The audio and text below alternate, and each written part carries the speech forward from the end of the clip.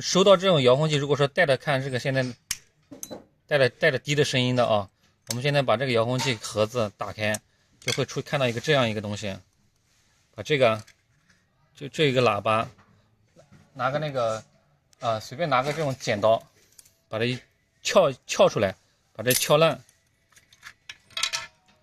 有个这样一个东西，它就出来了，把这个取出来，它就不会有那个低的声音了，以后它就没有滴滴的声音了。如果你后面还想要这玩意儿，你把这个这样的放上去，再把这个再这样一盖，它又有那个滴的声音了。